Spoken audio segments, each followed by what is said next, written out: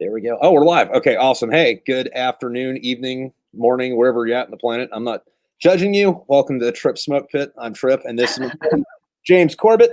I'm pronouncing that right. What's up? Yep. Yep. We're at Project Refit. Been Instagram buddies for a little bit. He's a fun dude, so we're just gonna see what we get into. How you doing tonight, man? For them, Dude. but I'm doing great, honestly. It's a beautiful day. I'm alive, so that's all you can say about that. Kind of keep it simple that way. Yeah. Fair enough. But anyway, so you work over at Project Refit.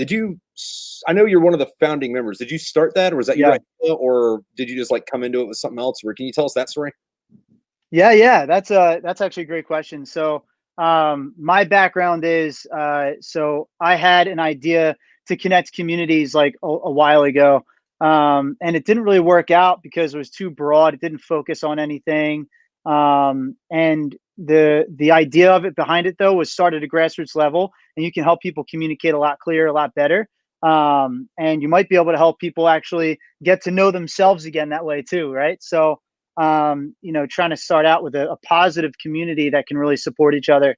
So it didn't work out, and I ended up contacting Dan because I knew the idea itself was really good. But I contacted Dan Lombard. He's another co-founder of Project Refit, as well as Chris Carr. And I hit up Dan. I was like, "Yo, listen, dude." Like, and he came out and said to everybody, "Yo, just want to let everybody know, I mean, real clear. I got fucking blown up and shit. I was just diagnosed with PTSD. If I'm an asshole, my bad.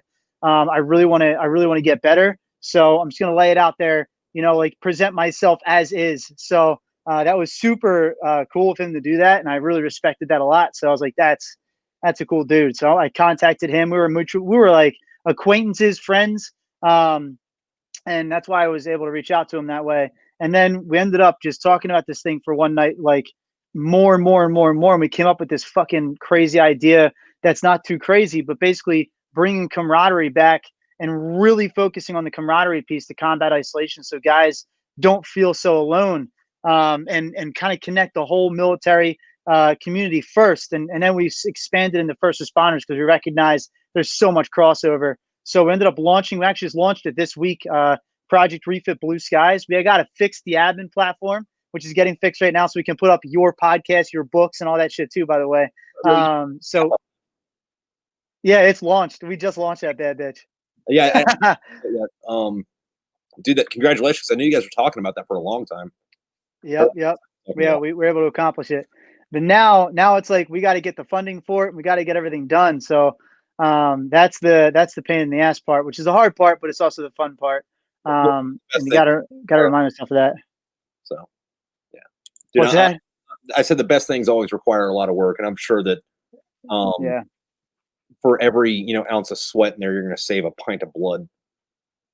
Oh, dude, it's already happened. I mean, you were a part of one of them, bro. That guy's life has been fucking changed, man. Like that dude, he helps out Project Refit out. He loves this fucking he's like, dude, there's no other nonprofit that just talks the way you guys talk. Like you guys you're not PC. Like the things that we do talk shit against, obviously, is racism, sexism, bigotry. We don't put up with that. But anything else is game. Like go ahead and have fun, like talk. And if you need to get something off your chest, let us know and talk about it. Like we want to hear your story. We want to support you. So yeah, so that guy with the car, like you don't have to use his name if you don't want to, but can you kind of tell what happened with him, just kind of like to illustrate what the benefit of this would kind of be? Oh, hell yeah, dude. So so his name is Mike. He doesn't mind. He actually tells people now about it. He's fucking like, you know what? I probably wouldn't be here if it wasn't for these fucking guys, man. Like, so basically what happened, his wife, his caregiver hit us up. She was like, yo, I've been seeing you guys doing streams. My mayor of my town actually shared your page. And I want my husband to get help, and nothing's really helping him. I'm just trying to help him out here. He's not been doing well. And he came in and I was like, listen, is this an emergency? And she's like, no, it's not an emergency. It doesn't seem like one yet, but like, he needs somebody to talk to that gets it. And I was like, bring him in. Let's go. So as soon as I found he was a Marine, I hit you up. I hit fucking Marine Rapper up, like I hit everybody up, dude. Like, and as many people as I could. There was like 60 people that came in that night alone into that Zoom. Yeah. And we're all just talking to them. Nuts. Listen, this is what you got to do. And, you know, obviously you get that many opinions, you know, you're not going to take all of it, but, you know, just like one or two ideas or, I guess thoughts resonate, then it's like, oh, okay, all right, well, maybe I'm not going to off myself. Let me go. Cause he ended up, finding, I guess, more purpose in like working in his car, right? Yeah, yeah. So he wasn't doing anything is the problem. He was genuinely like he was stuck, right? He was in a rut and he didn't know where to go. He didn't know where to turn. He didn't know how to think necessarily. He wasn't really, you know, he forgot basically who he was, right? Because when you're in that place, you just forget who you are and you're just like stuck in negativity and you just can't get out of it. And you just sometimes need a little bit of kick in the balls, you know, and not in a negative way, but in like a hey, listen, like dude, you got this, like there's what do you like, let's help you, let's figure this out together kind of thing, like what is something that's going to get you moving. And he started talking about the vehicles and stuff like that, and like he got out there and he started working on his cars again, and like that helped him out a lot. He finished his deuce. It was a little rough that he wasn't able to get that out because something happened or whatever. But you know, with his deuce, I think it was the battery or something like that. It didn't work, so he wasn't able to bring it to our car cruise. But bottom line is, he set a mission for himself to complete something, and he completed it. And then now it's like we got to find something else for you to complete. You got to have a next mission for yourself to get moving. And I feel like a lot of guys, they forget about that shit. And that's where the camaraderie and the group really comes in to being like, hey, like, what did you do this week? Like, kind of like keeping up with you to make sure that you're achieving what you're achieving. It's basically to make sure that you're on your toes and sticking to it, you know. And by sticking to it, that means like sticking to life and choosing life over, you know, just like pity necessarily, right? And like looking down on yourself. Which, by the way, if you do get down, that's okay. Like that's normal. Like don't beat yourself up for having shit days. I tell people all the time, like, you got to forgive yourself for having shit days, man. You're never going to have every day perfect. It's unrealistic. So Yeah. And like, that's it, dude. always has that network just organically, or if you do, you know, you get out and, you know, your best friend that you have is 4 states away, and, you know, it's like big states, like you're in Arkansas and, you know, your best friend's in Arizona or some shit. And like, Yeah. I mean, there to give you yeah. the asset you need every once in a while. Right, exactly. And like that's actually one of the reasons why we started even the app that we started, right? So like we have I'll just show you real fast for everybody. We have the app right here where you can actually go in and like see the dashboard and shit on there. But this is the radio check that we do. Listen, talk buttons that are in there. The radio check, we automated it in the app so that you can actually connect to your top five guys here on your fire team. And like as soon as you hit that talk button, it's gonna instantly let them know, like, yo, you know, I want to talk, or hey, how are you doing? Like I'm checking in on my boys at the tap of a button. So making sure that they, you know, understand that they have people there at all times. So to make it easy. And we have forums on there and stuff like that too for you to post and have fun, shoot the shit or whatever, make jokes. So What's its name? Project Refit Blue Skies. Okay. Sweet. And there is an Right. access code, by the way. And I'm not going to say it here. I'm going to send it to you in the private chat on our thing, because you have to be a first responder or a veteran to actually get access to it. So there you go. I just sent it to you in the private chat. So that is the. Are we back? Are we good? Yeah, I got you. You got me? Okay, yeah. I don't know what the hell happened right there. But A little Wi-Fi glitch. yeah, something. But yeah, Project Refit Blue Skies, yeah. And you're saying, Yeah. but yeah, no, I saw you guys are making cornhole boards. What's going on with that? Yeah. So we're having a cornhole tournament here in Jersey, in Morristown, New Jersey. It's on August 27th, and we're making cornhole boards as a way to, you know, sell them and raise some money, extra funds as part of sponsorship packages. You know, kind of like laying out just a little bit of extra work to get that, you know, to just show how serious we really are. Like, you know, like we're doing everything we can to prove just, hey, we're fucking working here. Like we're trying to really get in touch, you get in front of you, earn the respect kind of thing, and show you how serious we are about helping you out. So Yeah, and you guys have done some other stuff in the past, like you were talking about like you guys did drive. yeah, the car cruise. Tell me about that. Yeah, that was so much fun, actually. There was so many people that ended up showing up to that thing. It was nuts. We actually went to a hospital, and we drove through the parking lot of a hospital as a thank you to first responders and, you know, frontline workers and stuff. We went to a veterans retirement home, and we drove through the parking lot there. to kind of like have all the people in the windows, like all, elderly veterans and such, like Vietnam War and some World War II guys, that are in there, to be able to just enjoy some cars coming through and see that they're still thought of and cared about and everything. So then we went through there, and we ended at this place called Voorhees Town Center. It's basically like a mall. We went there, and we just ended up having a food truck and water ice, and we had some raffles and photo booth and just hanging out. It was a good time. Nice. What was the coolest car that was there? Oh, dude. Oh, come on. Oh, that's tough. Okay, give me 5 cars then. How about that? There was this yellow Corvette that this Vietnam War vet has. And he was a helicopter pilot, or he wasn't a pilot. He was in he was a gunner in a helicopter. And he like was the shit. And his entire thing was like airbrushed, like the eagle, fucking American flag. Like, dude, it was so badass. But there was one other car there. I don't even know what car it was, to be honest with you, but it was old as shit, but it was badass. This guy kept it clean. It was loud and fast. It almost looked like a, oh my God, what are those things called? A rat? Oh, it almost looked like a rat, but it wasn't. It was so nasty. Like a rat rod? So like like a rat. Yeah. Old, like 1920s, like bucket of a car, but they like took the hood off, put like a huge motor on it, dropped it to the ground. Right. Put some slicks on it. Nice. Exactly correct. Yes, it was so nasty. So those are the two of my favorites for sure. There was a like a big fucking deuce that came through too. That was awesome to have there. We did have a deuce there. We wanted to have Mike's, the Marine, but again, his battery or something like that didn't work that day. So that was upsetting. But we did have a deuce that showed up. That was badass. Yeah, those things are monsters though. The deuce and a halves. Monsters, bro. So big. And they actually ended up at one point, they got in front of the whole like carpool that we had going, and we drove for like 20 something miles, by the way. Like all these cars lined up, dude. It was so cool. We're like on a highway, like a 60 mile per hour, 55, 60 mile per hour highway. We're going like 30, keeping everybody right in line, just killing it. It was so cool. Nice. So actually, it was so cool. What is your favorite car? Not necessarily that was there, but like if you could have like one car, like just given to you, like it just shows up in your driveway one morning. Damn, I really like the new Teslas. I'm not gonna lie, bro. But I am a huge fan of super sport Camaros, the new ones. They're so mean looking. They're so mean. I love that look, like that, like a little bit angled, like they're fucking angry looking. I like it.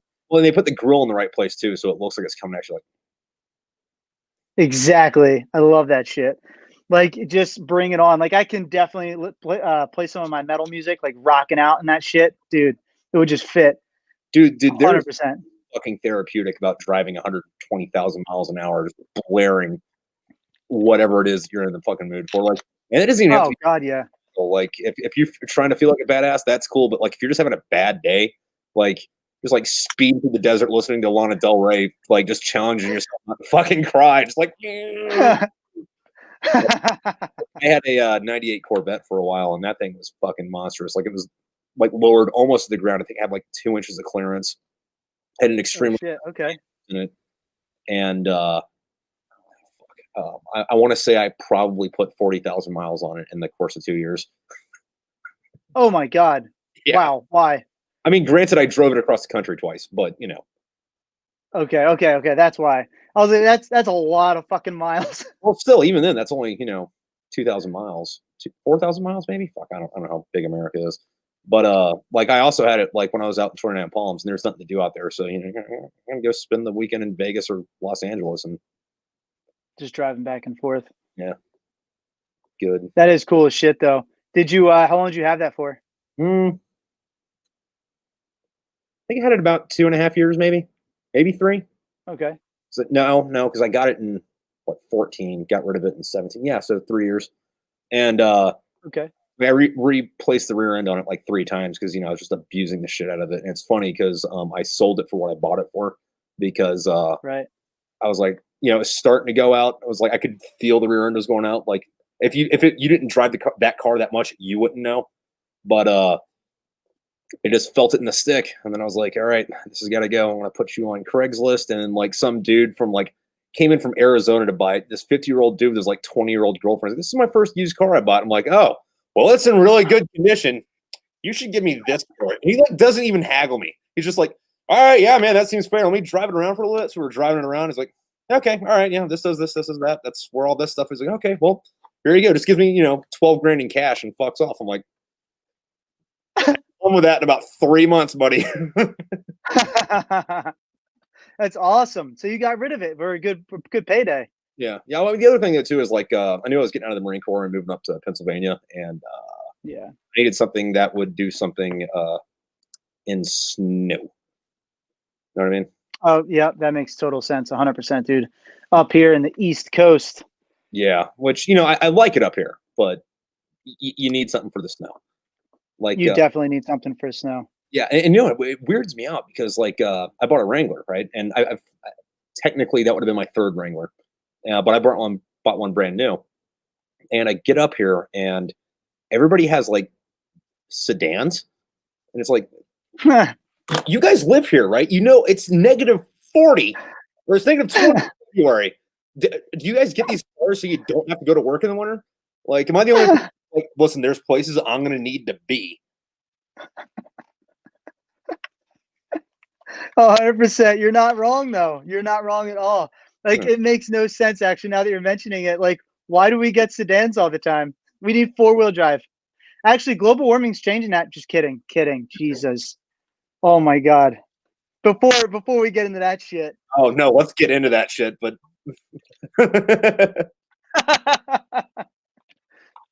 Nah, no, that makes total sense though. I mean, but there's a shit ton of people that have Wranglers too. I know so many people that have Wranglers up here, man. Like that's why there's like those huge Jeep clubs and everything that are up there. Like a ton of them. well, there's Jeep clubs For everywhere. sure. Everywhere. They're Drive fucking everywhere. like your buddy that's driving. He's like, "Why are you waving at all the Jeeps? Why are they waving back?" And you're like, "I'm not in a cult." Like, I didn't say you were in a cult. Well, I'm not. It's a Jeep thing. You wouldn't understand. Is that like the Freemasons or the Is Illuminati? this Like, is it this wave? You do that like little finger thing as you're driving? yeah, unless you can get the whole hand up. I'm not in a fucking cult. I didn't say you were in a cult. Dude, that's great. That's literally, oh my God. Oh, what's a good analogy for that? Oh my God. There's a perfect analogy for that. Oh, the guy that like told everybody to commit suicide. That's what you would do with Jeeps. Oh, the Kool-Aid guy. The fucking Kool-Aid guy. Gate. You guys are just a bunch of Kool-Aid people. We're not in a cult. It's not a cult. Our alien overlords are going to come, and they're only going to take Jeep owners. All right. Not Oh my God, that's fucking wonderful. yeah. I mean, the other thing with that though too is like they're decent, just drivers. Like Yeah. you can drive around in the summer. Take the top off, make it a convertible, and then when the snow hits the ground, the heaters fucking work. So Yeah. Jeeps which, are nice, dude, for sure. which isn't something I could say for everything because I had that when I had that Corvette, I had like black leather interior, and I could not get the AC to fucking work in that thing. So it'd be like, and it was stick shift, so you had to depress the clutch, turn it on. So it's like sit down real quick, have your skin burning off, start it up, open the doors, get out, and just like wait for like the air to cool. It's like, why am I Have your skin burning off? Trust me, you want the long sleeves in this. Nope, you're gonna wear shorts. Dude, Your problem, buddy. dude, the sun is my enemy. Let's be real. Look at this. Look at fucking red. This and my enemy. I love this. It's an abusive relationship. It really is. Like the sun, and like I know it's important. I know it loves me, but I also know it hates me. Like I can feel it literally beating on my skin when I'm out there. I got to make sure I'm like loaded with. Well, actually, I'm getting cancer from either the sun or all the sunblock that I have to wear. Either one, I'm fucked. So Yeah, it's one of the two, and definitely happening either way. It's like you need the thing, like to get vitamin D, which you need for your immune system, and yep. It makes you happy if you're in it, and then if you don't see it, you just get fucking sad. Yep. Yeah. And then if you're out in it and you have a force field looking over you, like, sunblock, you're not really getting it, are you? Dude, and it's funny because like clouds don't even really help you half the time. Like unless they're like super thick, like the UV light, No, but it's like I haven't seen it this. ruins me. I have a sunburn. What the fuck, dude? Dude, exactly. It's oh God, it's so abusive. It's so confusing, it's just gaslighting me constantly. Well, I don't think it's gas. I think it's hydrogen. Why do you gotta do me like that, man? No, but like I feel bad for like people like my wife, and I guess kind of like you too, where it's like you just get sunburned and you go Yeah, back to where you were beforehand. It's like no additional like protection for it. Like yeah, none. Central PA, the sun doesn't show up a lot, but like I go mow the lawn, I come back and I'm like 3 shades darker, and it stays that way for 3 months. Yep. Not for me. I'm 100% snaps right back into being a white boy Yeah, right away. yeah. So what is There's that? Irish? super, super, very Irish, a little bit of Scottish, and I think I actually might have a little French in me because of French Canadian. Okay, all right. So I think that's something that my because my uncle got our like shit done. So Yeah. whatever. Corbett, we're Irish. That's what I know. But I'm you, American. That's what I really know.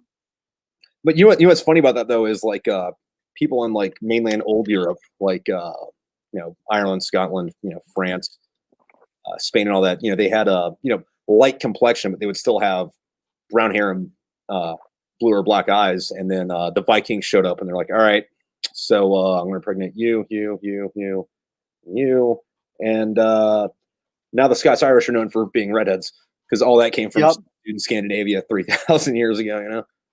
that's right, Yeah, dude. I was actually talking about that to people too. yeah. Well, it's funny if you go to Ireland, they have like Viking museums. Like, look, our ancestors. What's up? But that's what I was gonna say. But that's kind of true though. Like the Celts were also Vikings, like because of the invasions and stuff that happened. Like it was all just mixed and mingled. Yeah, yeah. It's funny too It because just at one point. yeah, and it's just at one point. What? No, I said at one point that's the mixing and mingling. Well, one of the things I think is funny too is like so originally in like England you had the Anglo Saxons. Actually, you had the Celts or Celts, and then the Anglo Saxons showed up at like I don't know, like 800 or 900 AD, and then they were there for a while, and then the Normans came, and the Normans were Vikings, moved down to France for like 2 generations, and they're like, we're going to take that island now. So William the Conqueror goes over, and they take England.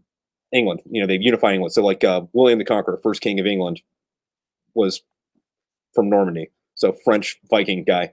So what was funny was the ruling class all either spoke French or Latin, while everybody else spoke, what would eventually become English. And I think it was Henry V or Henry VIII that they considered the first English king because he was like, look, nobody fucking speaks Latin. It's a dead language. And I fucking hate the French. I'm going to do all my documents in English because we live in England. We cool with that? Huh. And like, yeah, I didn't like Latin anyway. Fuck the Pope. Yeah. Although if it's funny because if you look at it, like the history of England and France is pretty much imagine an island and like the main land, and there's somebody on each end of it, and one dude goes, "Hey, buddy, fuck you," and the other guy's like, "Dude, fuck you," and then like do that for like 600 years. That's the history.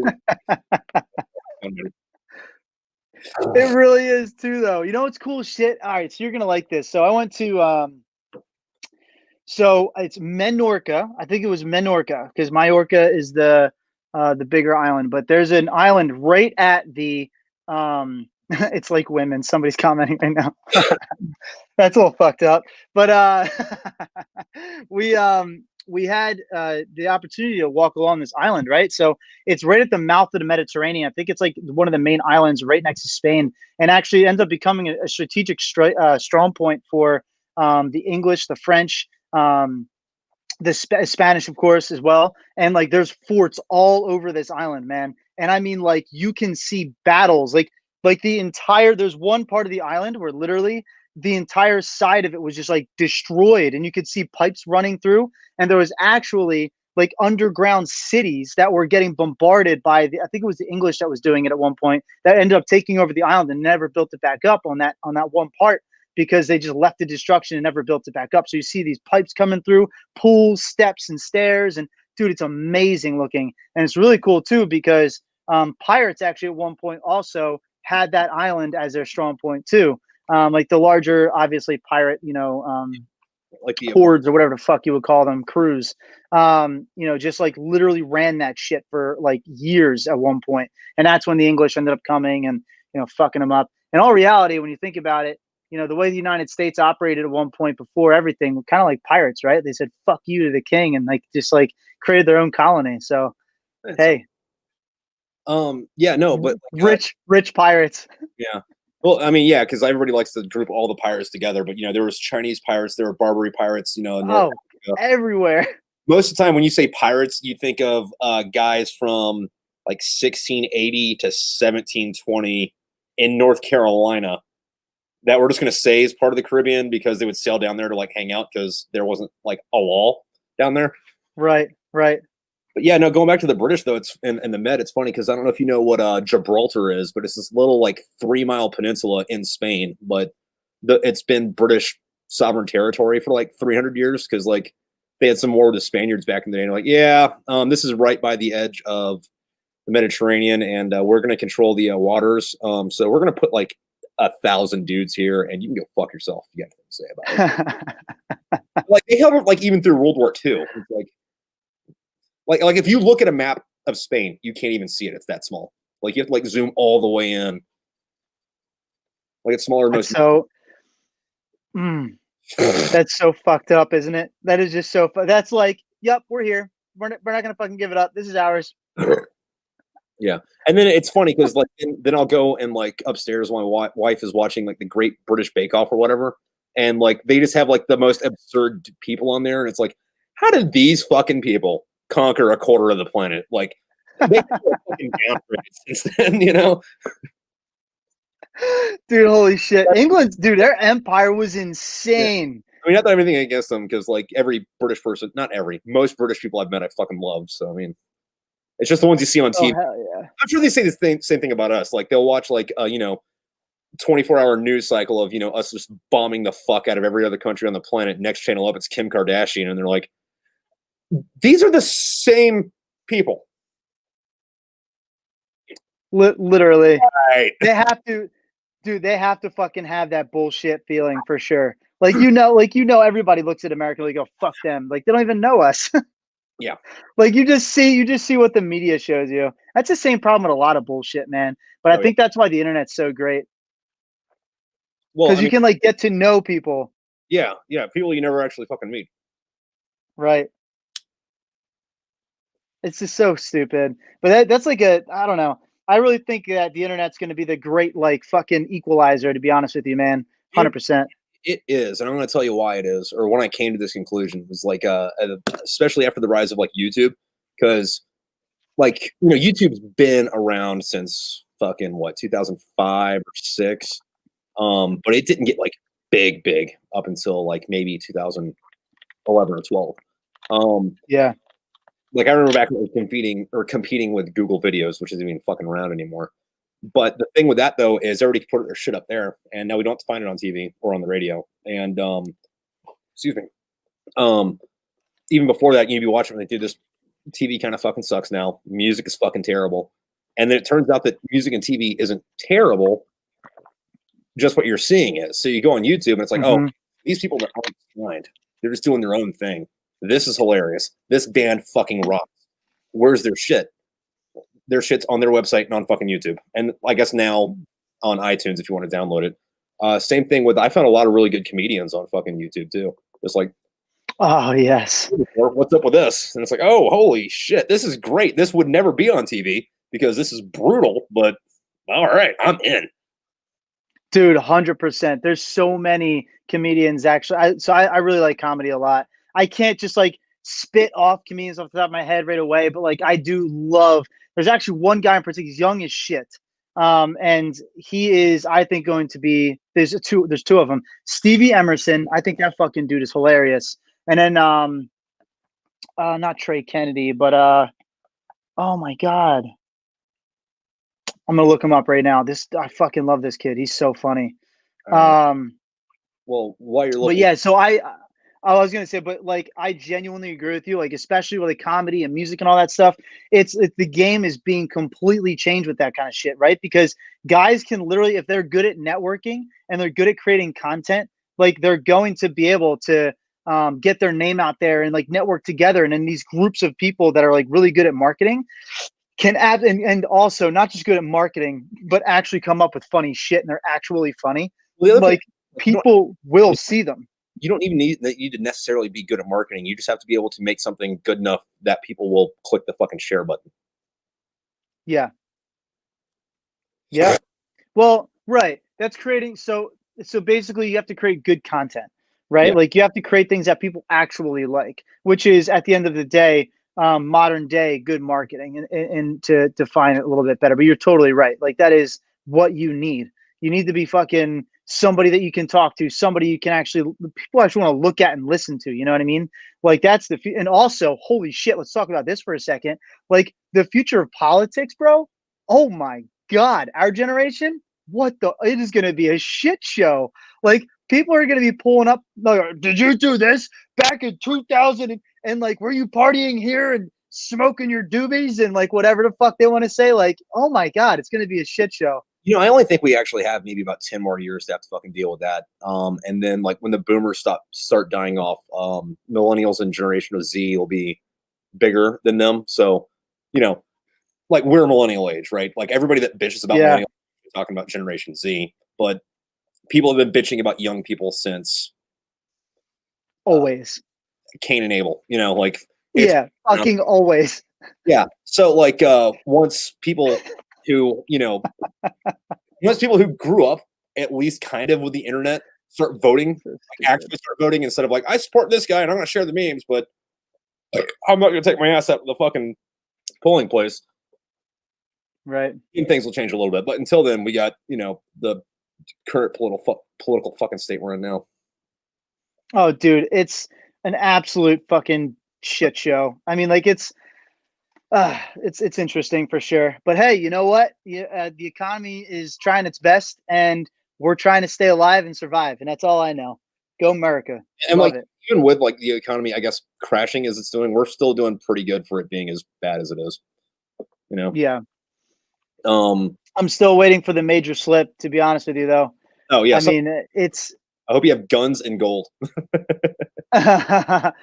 Gold, yeah, for sure. Any kind of like physical, 100%. My buddy and I already came up with a plan as to how we're gonna protect ourselves and our loved ones. So we're ready, but at the same time, I hope it doesn't happen genuinely because I think it's stupid, man. That would be the worst thing ever. Honestly, like this country, dude, like I love America. I really do. I fucking love the people in it. I love how diverse we are. I love how stupid we are and how smart we are all in the same hand. I really do. Like it sounds weird to say that. Yeah. But it goes back to the whole like it's like how are these the same people? It goes back to the whole like ruling the planet, and we have Kim Kardashian. So like we're low average, but individually we got our shit. It's beautiful. It's such a cool, like, I know it sounds so weird to say this, especially with all this shit that's going on, but I think it's all media driven too. Like there's just so much bullshit that's like media driven and pushed out and fear mongering and all this other stuff. And it's like, come on, man. Like, like sit back, like just recognize people are people. Like they might like talk different than you or like live their lives differently, but it's a whole other culture within this one like it's like the United States is like one mass culture of different cultures, and that should be the beauty of it, and that is what the beauty of it is. You know what I mean? So it's something worth fucking protecting. One of the bigger problems we have now, and I think this stems originally from social media, I guess leads over into real life, with the whole like I'm going to say whatever I want and not get punched in the face for it.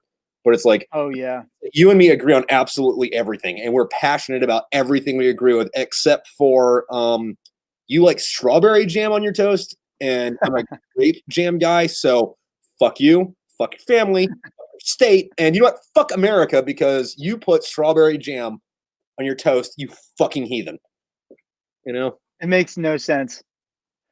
No, like But at there the same time, that's what balances shit out too, though, right? So you have extremes and extremes that kind of like fucking bash off of each other, but then you have people in the middle, and it creates a nice balance because you always. That's what the point of good leadership is too. Actually, that comes down to the big major problem, and we need to push more of is we need to have better leadership who understands how to take extreme points of view and find those middle grounds. You need better leadership, yeah. 100%.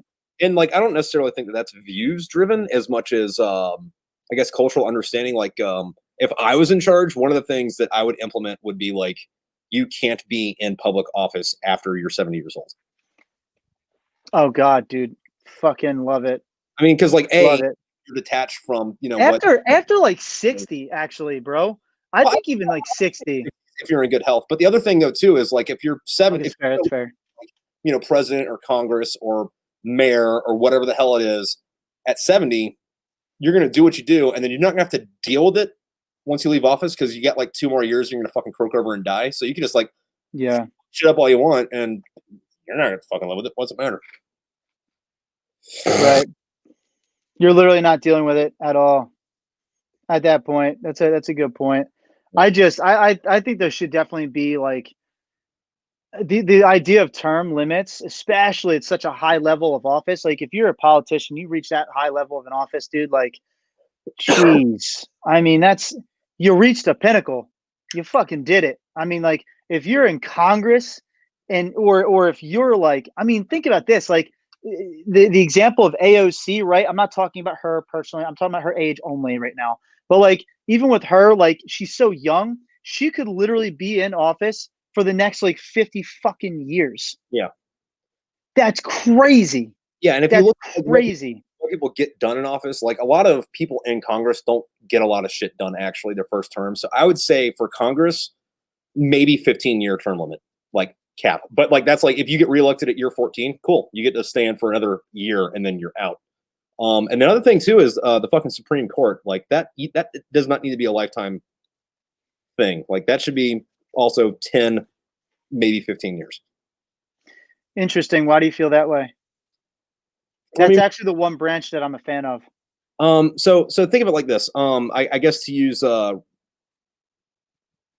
Bader Ginsburg as an example. Whether or not you agree or disagree with her fucking politics, like she's been on her deathbed for like 2 years. Like, get somebody in there that brain still works. Like had the same problem with John McCain. Like he was in office in his like fucking 30th fucking term, and you know the dude had fucking brain cancer and like died in office. Like, dude, okay, listen, this guy has brain cancer. Brain does not work. Hey, buddy, retire. There's enough fucking people to do this shit. And like that's another thing is like I don't believe in forgiving politicians. They're like, well, you know, yeah, I did this, you know, 30 years ago, but you know, I've changed since then. It's like, yeah, well, dude, you fucked up. Get out. There's enough people to where, like, if we lived on an island with fucking 20 people on it, sure, okay, somebody's got to be there fucking ever, just because the nature of the thing. But like, we got like how many fucking people in this country? Get someone else to do the fucking job. 100%. There's like with the size. That's actually one of the issues I think that we deal with a lot in terms of this country too. Is like the pure fucking size of our country, right? Like we third or fourth largest country population wise, depending on what year it is. Yeah, it's insane, dude. Like we're huge. We're a huge country, and we have this idea that there's not enough people that are going to be able to represent and step up. That's fucking not true at all. I agree with what you're saying, because once a guy gets in, dude, and he gets that reputation out there, I hate my hat right now. Once he gets that in there, like he's stuck. That guy's going to be there because people know his name. So like it goes back to the thing of like research and like how educated are people on the politicians that are serving them. They see a name and it's marketing because the guy's name is up there all the time. Like, oh, he must be doing a great job. My city, or I'll start out with small, like a mayor, right? Like, oh, my city's doing fine, like blah, blah, blah. Like it's not really, no, that's where shit actually happens. That's the thing too. Like people don't recognize, like, dude, grassroots politics actually runs a lot of this country. Like, yes, Congress is important for sure. President is important for sure. But like, dude, your local politicians run a lot. They have a lot of power, a lot more power than people recognize. So like that affects you directly a lot of the time, and they don't pay attention to that shit. And then that guy gets, if he's not good and he's just skating through, he's gonna make it bigger and to get into bigger politics because he's never been checked at the local level. That's a problem. So like the whole system, it's all fucking weird. And No. two parties, don't get me started. See, the other thing though I was going to bring up was a problem with actually voting, because you get candidate's name, party, and it's like the party shouldn't be on there. Like you can just say I want to vote all Republican, I want to vote all Democrat, I want to vote depending on your maybe Green Party, Libertarian if you're state.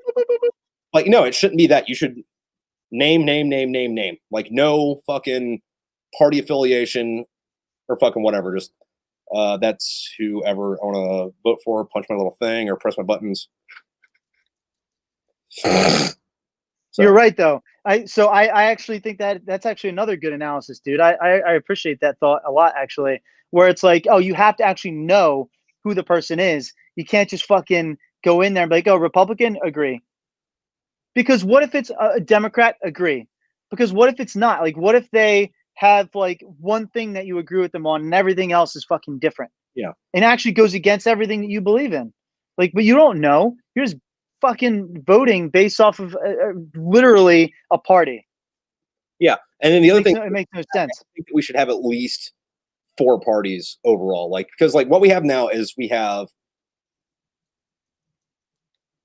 what is it, like socially liberal, socially conservative, and then it's said that we have economically liberal and economically conservative, although in reality they're both economically fucking liberal as shit, because they'll say, oh, we're going to do this, then once they get in the office, like no, we're going to like make the government a lot bigger than it was, even though I got elected on not that.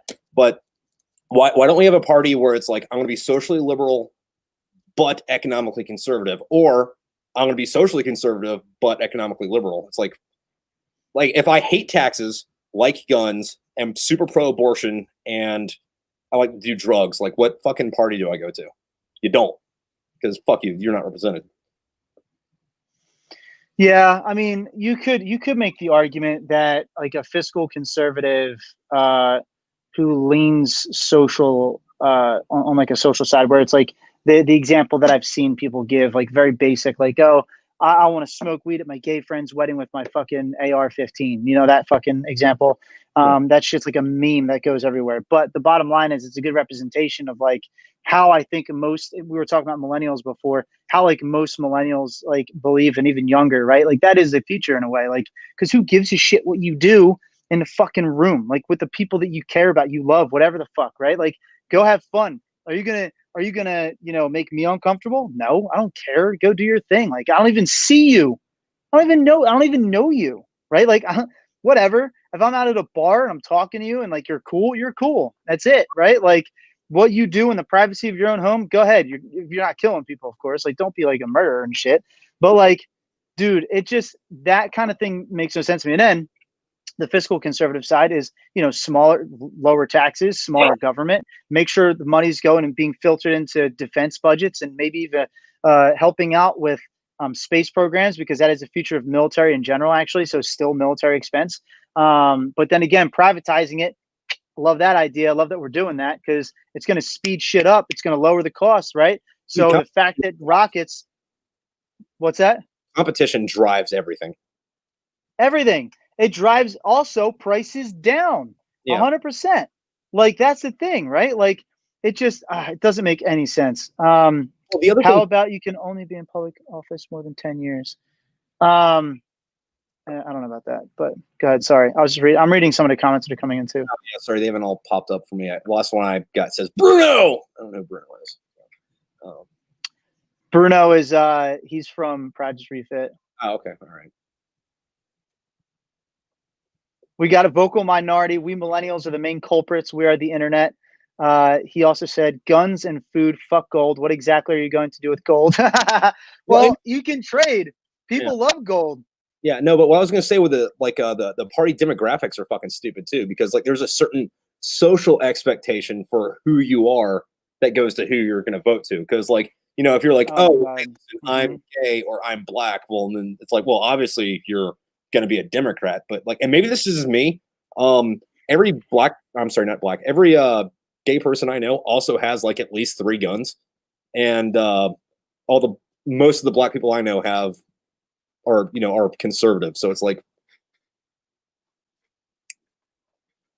and you know, that's I not don't all of, understand that at all. you know, I guess in my circle, so like that's like what I'm exposed to. But it's Yeah. like there was I a group I was in a while ago on Facebook. I think it was called Queers for Guns, and it was just, you know, like, you know, AR-15, like the AR-15, you know, silhouette, but it was like a rainbow flag. I'm like, their big thing was like, I think the term was bigger in the 90s, early 2000s, but there's this thing called fag bashing, which is where you go out and just beat Yeah. up gay dudes, and it was like, Yep. you know, fags with guns don't get bashed, and it's like, so you guys want to talk guns? What's up? You know, and like there is a place for that. I mean, there is on the internet, but like in the political world, there's not a place for that. No. Because they don't want to talk about that. They don't want to. They don't want to show how you can actually like truly defend yourself with that kind of shit, right? Like the world isn't, you know, fucking peaceful and perfect. However, at least in the United States, our culture isn't always peaceful and perfect, right? Like it's just not the way it rolls. But I did learn something interesting about Japanese culture, and how like Japan like has like no guns at all. They have like nobody dies from getting shot in Japan. Well, Like I mean, nobody. the thing with that though too is like they never let anybody have guns, and that's easier to do when A, you're an island, and B, you never allowed it in the first place. Also, C, the Japanese are not as a country, they are a people, and they have a national identity. Like as Yeah. Americans, we don't have a national identity. Like we'll say, Yep. "Oh, we're an American," but it's like we're not the same people. We're from all over the place. Not that there's anything wrong with that. As a matter of fact, I think it's one of the reasons that we're fucking, Strengths. yeah, it's one of our strengths. But like 100%. we can't. They can just agree on shit on levels that we can't. Like Yeah. even say the most recent thing, like wear a mask when you go to fucking Walmart. Like they wear masks when they're sick anyway. Like, oh, I have a slight cough. It's flu season. I wear a mask so I don't get sick, so other people don't get sick. Or I'm sick. Let me wear it so nobody else does. Yep. When all this COVID shit That's happened, literally a, all right, we're not going to change anything. We're just going to keep doing what we're doing and wear masks. As for us, we're like, masks are, that's how they control you. And then like getting violent fucking fights with dude, fucking cover your mouth when you cough, guys, you know? yep. Wash your hands. Wash your hands. What are you not doing? Why aren't you doing that? Right? Like, oh, because it's control. No, it's not. No, it's not. No. That's called proper hygiene, right? Like that's proper hygiene. Fucking go and wash your hands, right? Oh, you have a cough? Literally what you just said, by the way, Japan, like they have a cough or a sniffle or a sneeze. They put it on to protect other people in their national identity. I never thought of it that way, by the way. But that is true. Like they do have like it's just like in France too. In France, you are French, right? Like you are not like it's the same thing, the national identity idea, right? Like they actually talk about that where what the hell was actually a big scandal that happened. There was like an athlete, an Olympic athlete, where it was either female or male. She won on France's behalf, and the fucking president of France or whatever was like, "Oh, we now accept you as being French." Yeah, that's stupid. Fucking, you're on the team. You're fighting for us. You know, like we don't do that Crazy. for our guys. Like it's like, oh hey, cool, you won the Olympics, even though you immigrated here from Nigeria. We're not like, oh, the Nigerian guy on the American team. We're like, nah, dude, the American over here kick these dudes' ass. That's Like right. I forget what the woman's name was. It was at the last Summer Olympics. It was this black chick, and she just like rocked fucking everything. I had a problem with how they broadcasted it though, because they're like, name first black woman, blah blah blah, whatever, on the American team. It's like Simone Biles. I think so, maybe. She's gymnast, killed it, Yeah, just like murdered the whole fucking thing. It's like, murdered everyone. you know, I'm watching. I'm like, dude, fucking America, man. But then That's right, baby. media spins it's like black woman, blah, blah, whatever. It's like, well, I mean, yeah, she is a black woman, but she's not the first black woman on that team. On the women's team, by the way. Um, Yep. it's Americans doing American shit. Yeah, winning. Yeah, like Charlie. Dude, she's so badass too. Yeah, She's literally okay. So I knew she was like tiny, but I actually saw a picture of her in comparison to other people. Dude, she's like fucking tiny, like 4'10" yeah. Don't give her any and rings. jacked. Throw them into a volcano. What's that? Said, don't give her any of your rings. She might throw them into a volcano. Rough, dude. Yeah, she's about that size. She's definitely a good Gollum size for sure.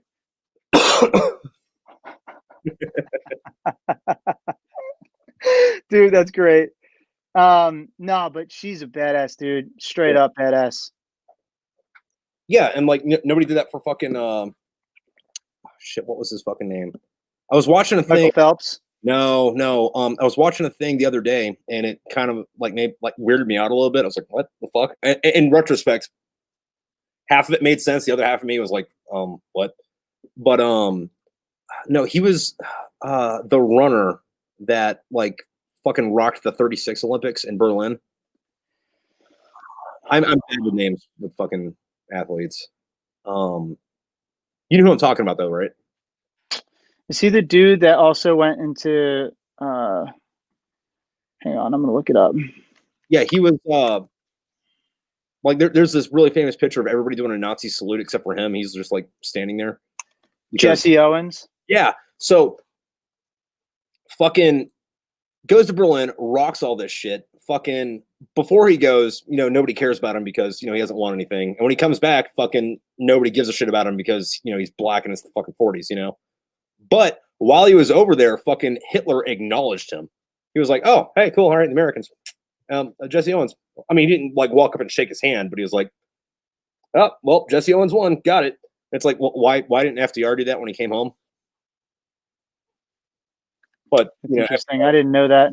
So fuck it, right? No, that's great. I didn't know that, dude. What the fuck? I actually never heard that story before. That's incredible. I mean, like Hitler didn't like take him out to dinner or anything, but he acknowledged. I understand, but the thing is even acknowledgement, right? And like you come back into the United States and you didn't get anything. I didn't know that. That's fucked up. Well, I mean, there's also really stories about dudes in World War One. Like who the Harlem Hellfighters were? Yeah. So like a lot of those dudes came back to America, got off the bus, and immediately fucking got lynched by the fucking Klan. It's like, I didn't know that part of their story. Yeah, dude, it's fucked up. Jesus, hang on, dude, that's nuts. Yeah, dude, it's fucking crazy, man. But that's kind of the way this country used to be in a big way. Okay, oh god, I should like. All right, so here we go.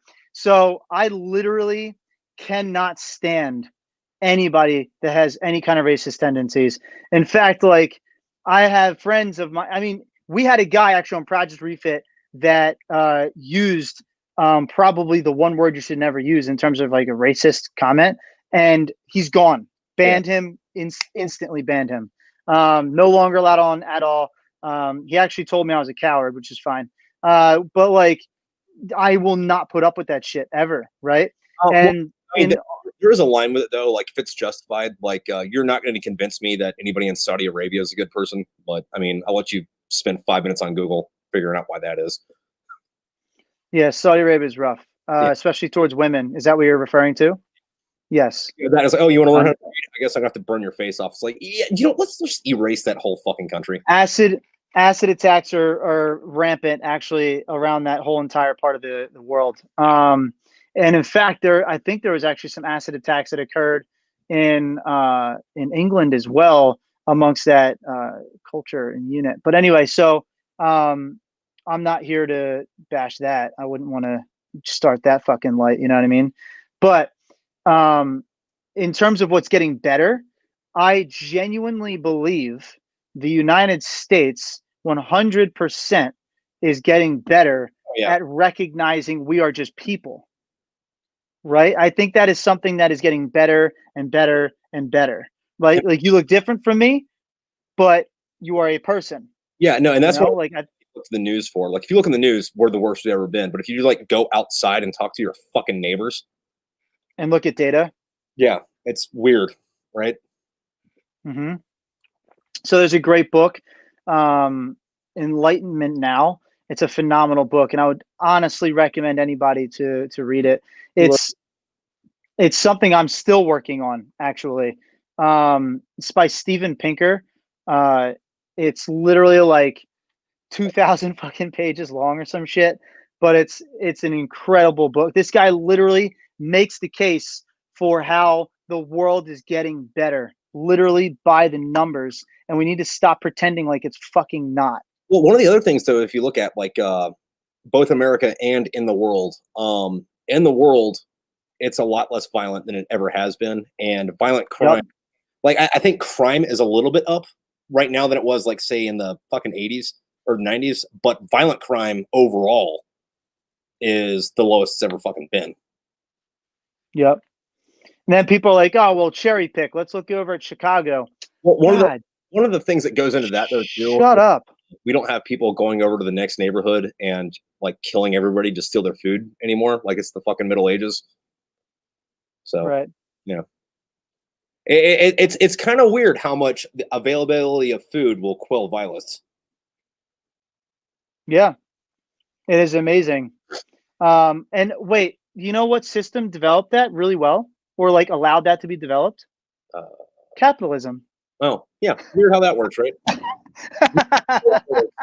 Which has always been around, by the way. Oh shit! It's actually, yo, I got a story for you. You'll like this story. So this 4th of July, I was with my buddy. We're out on a boat, and we're on his boat watching the fireworks. And the fireworks, by the way, were not done by the state or the counties or like any municipalities. It was all people, right? So like regular individual people were shooting up fireworks. Dude, the longest fireworks show I've ever. It was in the middle of the ocean, right? Like in the middle of the bay, I should say. We were literally anchored and watching 360 degrees worth of fireworks all around, and it was amazing. It was fucking magical. And I literally said, I was like, dude, I took a video. I have proof of this. There's a video of me. I'm taking a video of all the fireworks going off, and I'm like, God, I love capitalism so much, like because this is what happens when the government can't do it. People just go out and make their own fucking show because we have freedom to do so. That's so American. This is like the most American July 4th I've ever been a part of, and glorious and magical are the two words that I have to use. It was fucking awesome. The thing with that though too is like, I'm not like a hardline capitalist. Like, I don't want fucking like 8-year-olds in a fucking factory or anything. But like, Sure, sure. overall, it's like the people that like are staunchly anti-capitalist are people that are too stupid to make it work for them, and it's not hard to make it work for you. It's like, It's trade.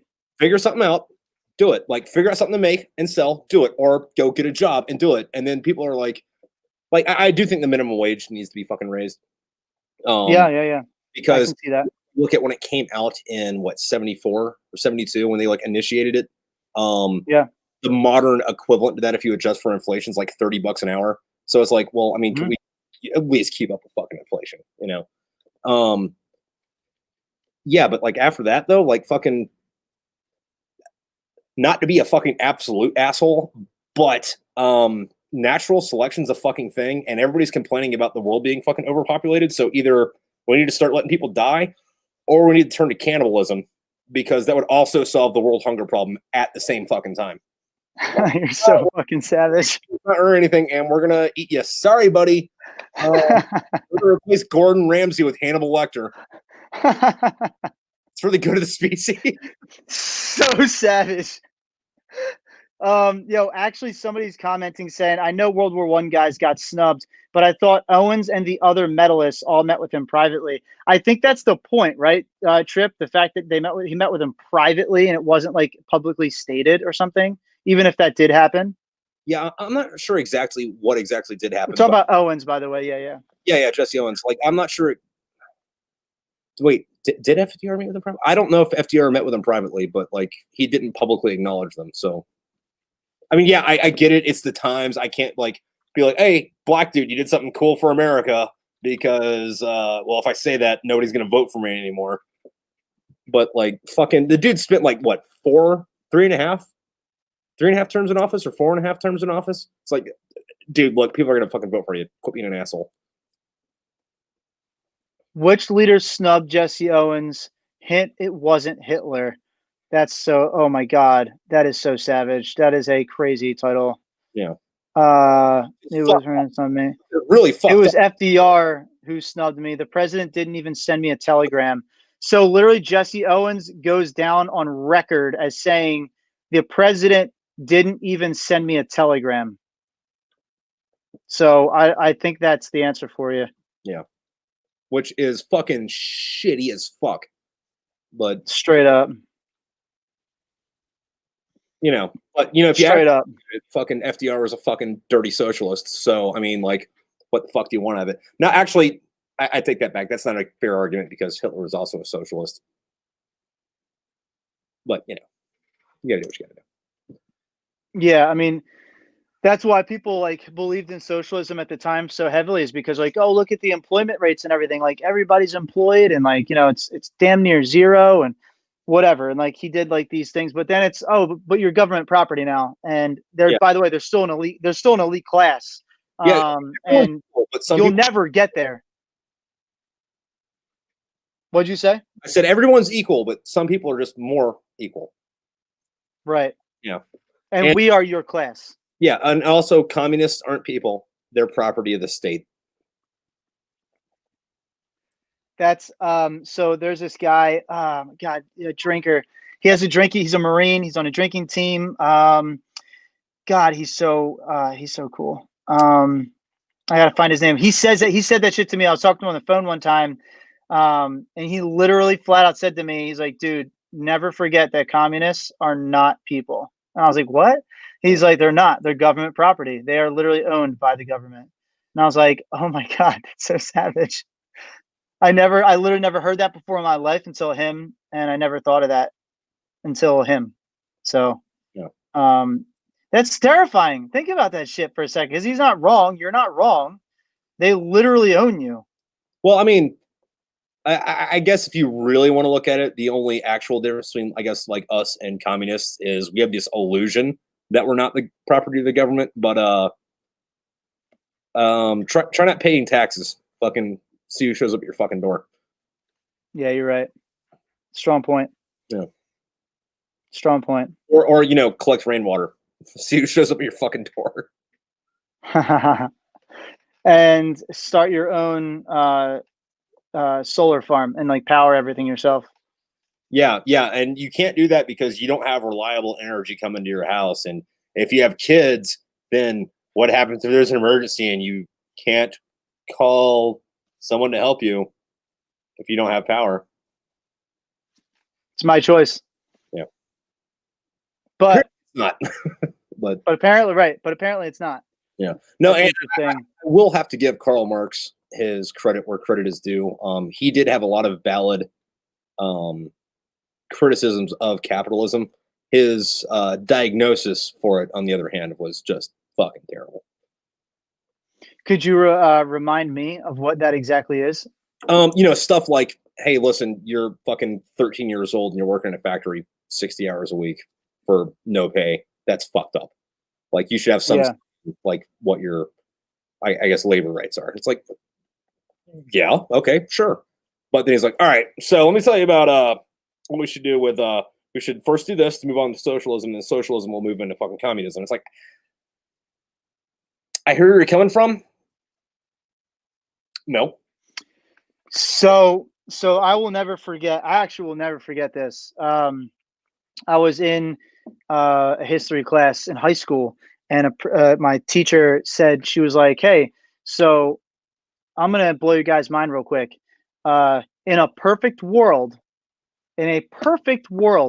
communism is the best society to live in. In a perfect world where everybody's honest. On paper, communism. On paper, communism's fucking great.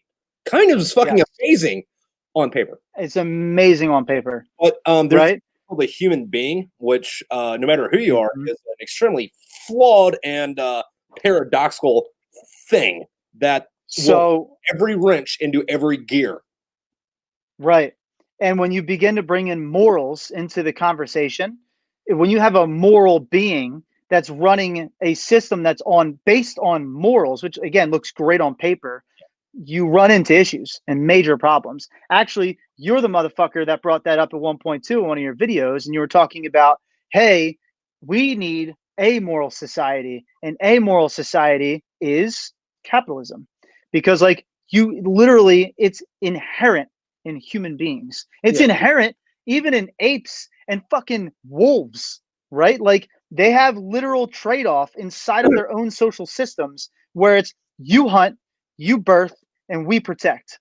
And I would like to clarify there's a difference between amoral and immoral. Immoral, wrong. Amoral, absence of fucking morals. But like that goes back to like caveman shit where it's like, fuck, everybody else say, prostitution is the oldest profession. I would disagree with that because if somebody's going to sell their body, they need something to trade for it. So you have to be a farmer or a fisherman to get that. So, fisherman, Hunter. fish, trade it for sex. Got it. Cool. But that makes fisherman the oldest profession. But no matter what your fucking social structure is, you have that trade-off. You're working for capital at that point. Now, granted, capital might be food, but the other Doesn't thing matter. That doesn't matter because it's value. That's the thing at the end of the day. It's not money. It's not fucking gold and silver and shit. It's value. What are you bringing to the table that is going to allow me to move myself forward? Like it's all about value. That's what it comes down to. Yeah, exactly. Fucking that and like everyone's like so everyone makes the argument that like communism and socialism has failed every time it's been fucking tried. Here's my argument, I guess that supports that. And then after that, I have something that also supports that, but we'll go into that in a minute. East Germany. I'm not talking about Nazi Germany. I'm talking about East Germany after the war. They were socialists. And if you look at everything else the Germans have ever done, if the Germans can't figure out a way to make it work, it ain't gonna fucking work. But the other thing too is like, hey, look at Sweden and Denmark and Norway and Finland. They're all socialists. They're making it work. It's like, yeah, if you actually ask them instead of listening to the fucking left-wing assholes over here, they will tell you, no, we're democracies. We have capitalism. We just actually take care of our people a little bit better. Like, and that's not a fucking socialism thing. That's a decent human being thing. But one of the reasons they can do that is like one of the reasons, like say Denmark or Sweden has socialized medicine is because they can afford it. And the reason they can afford it is because they aren't paying a huge defense bill because we're fucking footing that for them. Like everybody in NATO, it's like, oh, hey, we're going to do our own thing. America will show up and fight for us if something bad goes wrong,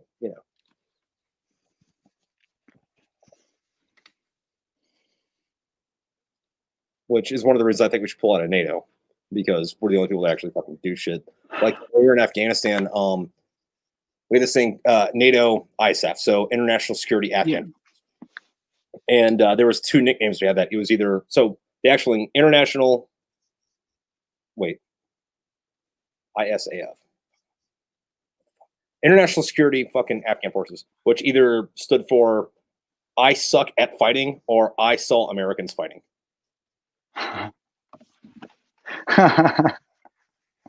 That's actually really funny. Yeah. That's super fucked. I heard that the Afghan commandos are badasses, though. Who told you that? And stop trusting anything they say. Okay, cool. Well, I think, this is the context. Badasses in the sense that when they came in and they took like a prisoner out, they never saw that guy again because they would just kill them. It's not hard. Well, yeah, we did that shit too. And it was because we took a guy prisoner and say I shot the dude, I would go to fucking Leavenworth the rest of my life because it's a war crime. They don't have rules over there, so if we give it to them and they shoot them, that's their right. So fucking funny story. fucked up story. I was in Afghan, caught this dude, and our camp was like right next to the fucking Afghans camp, like wall to wall. Same type of situation. Like we can't do anything with this guy. If we do, we're in trouble. Fucking best we can do, give it to the fucking Afghans. They'll take care of it. And I'm trying to I wake up in the middle of the night one night, or one of these nights after we take these fucking dudes, and I don't know if these two things were correlated or fucking same thing. I can only hope they were different, but they were beating the fuck out of a guy, or at least I hope they were beating the fuck out of the guy. Like this dude's screaming bloody murder, like somebody's holding him down, and like 12 dudes are just fucking kicking his ass. Oh shit. But I also heard a donkey having a fucking intense fucking orgasm. I'm like, oh god, he is like at least 10 feet away from this dude. I really hope oh no. donkey fucked this dude to death. And if they are, why am I not being able to see it? Why am I not having the pleasure of recognizing what's happening and seeing this in real time? Yeah, right. Dude, you would have been scarred for life. Well, I mean, yeah, but I've been to Mexico, seen a donkey show or two. Fucking, although I guess that's consensual, so it's different, right? Very. Yeah, That's dude, hilarious. There was this chick in Singapore or Hong Kong. I don't remember which, but she would put like a bunch of fucking coins up in her snatch. This is at a strip club, and she'd be like, "Hey, how much do you want?" Say a number value, and then like she'd like squat down and like pop out exact change for however much you said you wanted, and it's like that's actually super talented. Yeah, right. Like, what the fuck are you doing with that? So that's like one of those things you see in like a carnival. You know what I mean? Yeah, no, like and one of those like weird talents. Yeah, and this chick was like 62. So like my whole argument for like everybody's like, oh yeah, I don't like banging old chicks or moms because their pussies are just like, no, they're just not applying themselves because I've seen some shit, man. It can be done. I've seen some shit, man. Yeah. Damn. I love how we went from like having a super deep conversation about like politics and world to strippers that you've seen doing crazy shit. I saw another chick too, same island. Also, again, don't remember if it was Singapore or Hong Kong, but same place. But she did same area. But she put 5 ping pong balls in there, and each had a number on it. It's like pick a number 1 through 5. 4, pop. 3, pop. All right, $20 for anything else. I'm like, you already earned your $20, fucking, or however take it. Fucking bill was. Goes up to the next guy. Hey, so pick 1, 2, or 5. 5. Pow. I was like,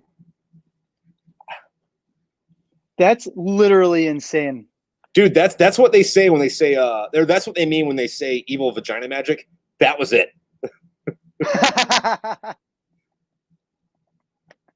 That's great. That's hilarious, actually. That's a thing, by the way. Marines say that. Marines say what? Is that what you just said? That like that's like where that came from? Why Marines say it? Oh, I mean, I know Marines say it, but I thought that was like a common colloquialism. No, I've literally never heard that. Vagina magic? Oh, okay. All right. Well, I guess you haven't had the same experience with ex-girlfriends as most other people have. Dude, why'd you say no long? Evil vagina magic. I don't know. Oh shit. Well, I mean, that's like, is that evil though? That's like super talented. I mean, could be, but like, if you want to go to shit that like could be and Navy say, fucking, I was aware of this, till one of my buddies brought it up because like I haven't had a chance to have this conversation since I've been out because like most of my friends around here are prior service, so it's kind of like a thing. But a buddy that got out and he's working at Lowe's and they were bullshitting, and I can tell you, most people in the Marines, most people in the Navy can't really attest to the Army or Air Force, but we have like a list of like top 5 dudes that we would bang if we were gay, and apparently no. That it's like what? Like, I mean, like, yeah, I have my list. Like, do you not? And they're like, no, dude, that's gay. I'm like,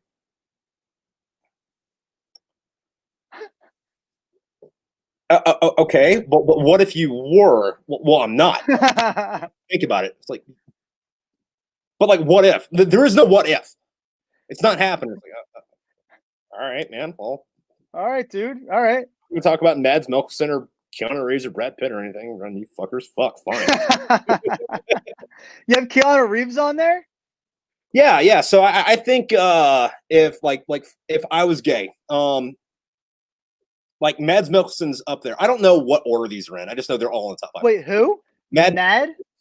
He was he's the guy that played Hannibal in that TV show, and then he also played the Chief in Casino Royale. I'm looking it up right now. Um, This guy? Why this guy? dude, when you're offline, just like You're- watch a video of him talking. That'll do it for you, or for me. Really? But yeah, so him, not Brad Pitt, but Keanu Reeves, definitely, because he's just a wholesome fucking dude. Like that dude would like pick you up, pay for dinner, go dancing, like he would treat you right. Like, and have you ever seen pictures of him? Treat you right. Dude, and if you see pictures of him with women, like he's got his hands up over their shoulders, he ain't fucking touching them because he knows to respect his fucking date. Yep. So everything that happened would be consensual, even if like the safe word was Kiwi. And I said, listen, I'm gonna be screaming no the entire time. You'd be like, you sure? Yeah, dude, I'm gonna be saying no, but until I say Kiwi, don't stop. He'd respect that. Fucking, also William Shatner, like hopefully when he was younger, but I mean, that dude's like banged a lot of fucking aliens, so he's got a fucking trick or two. I don't fucking know. He'd be a good educator. You know what I mean? You do write books with aliens in it, so Yeah, so fucking there you go. I love that shit. So I like the Keanu Reeves explanation. He'll respect me. He'll love me the way I've always wanted to be loved. Dude, you got respect for yourself. That's what I just heard. But am I wrong in that assessment that like most civilians don't have a fuck? If I was gay, 5 top dudes I would bang. I have never had the conversation before, so I'd have, from my perspective, yeah. All right. So I guess it's a Navy Marine Corps thing. That's hilarious, though. That's so funny. Like okay, well, all right, not a top 5, but there's definitely been conversations where it's like, hey, man, like, never have I, or not never have I ever, the would you rather? There's like, would you rather fucking conversations? Yeah, I mean, those happen. Yeah, but those have you other conversations? Those are also gay as shit too. Because like, would you rather piss a marble or shit a softball? And it's always shit a softball because taking a really big dump feels good. Yeah, because it massages your prostate. You fucking queer, and then you're like, oh god damn it, no. Yeah, there you go. Who's your top 5, motherfucker? You already admitted to it, and it's like, that's hilarious, dude. I guess that is a Marine Navy thing. Yeah. Interesting. Who else is in your top? You only told me 2. Enlighten us. Enlighten everyone, please. I'm not even joking. Fucking Keanu Reeves. Brad Pitt. I guess after that, I would probably go with Tom Cruise because it'd be crazy, and I could tell a fucking story about it, and I'd be a millionaire afterwards. And then it'd be like a one-night stand thing. Like I'm too old for him anyway. And then probably Adam Driver because it would start, the night would start with this conversation, and then it'd be like, well, I mean, I would, if you would. And I'm like, well, I would if you would. I mean, I'm not saying we would. And he'd be like, well, I'm not saying we would either, but if we were to, it'd probably happen like this. I'm like, I'm not understanding. Can we do like a hands-on demonstration? Oh yeah. So I would like that. Yeah, dude. So he's a Marine, right? Yeah, he was.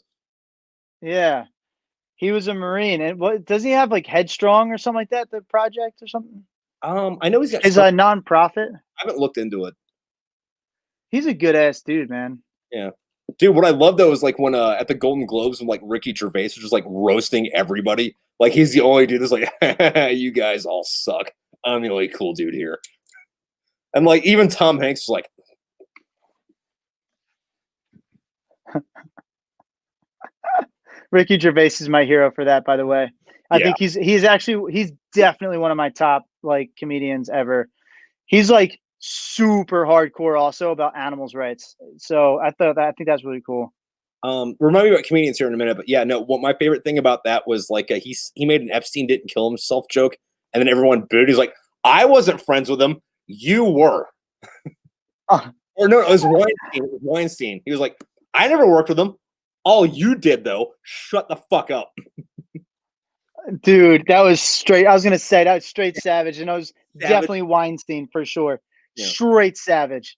Oh my god, man. Dude, and like He's so fucking funny. dude, like my problem with the Weinstein shit though is like all these, women came forward. It's like, oh yeah, Harvey Weinstein did this, that, and whatever. And it's like, you know that IMDb exists, and if all this shit was fucking so terrible, why'd you work with the guy for 15 years? Mm. Like, I'm not saying that everything he did was savory. I imagine that a lot of it was very, very fucked up. But you said that wasn't a deal breaker, and you moved on with it. It's like, well, how's somebody supposed to earn a living? It's like, dude, fucking, you don't have to be a fucking actor. You can go do something else, or you can just like make independent films. Like, you don't have to work with this studio. There's other studios you could have fucking worked with, but no, I work with this company. It's like, hey, man. Power. It's a crazy conversation to have, man. Like that's something that's like a really difficult conversation actually at the end of the day. Like I hear what you're saying actually.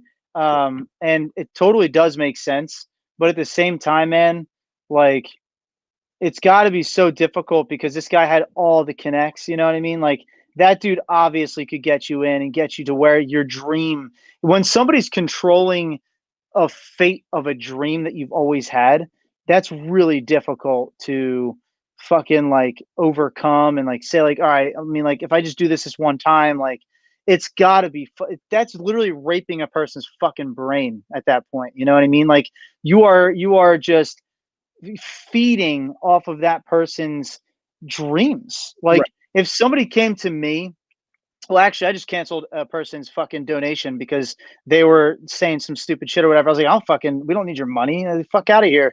Like, I'm not doing that. Like, so, like, I don't like. I'm different. I can't compare myself. But let's just say, if I was in a situation where a person was like, "Hey, I love what Project Refit is doing. I love that you launched this application, and you have helped so many fucking people all around and stuff. Like, we're going to give you." Millions and millions of dollars, but you have to do X act.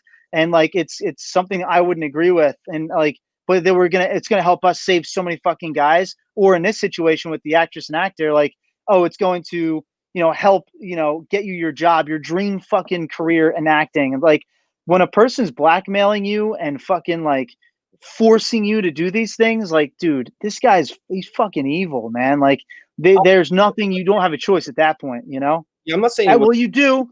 You do have a choice, but it's a really difficult one, I think. but even then though, like just say for the sake of allegory that he was the head of Walmart and he wanted to get a job at Walmart.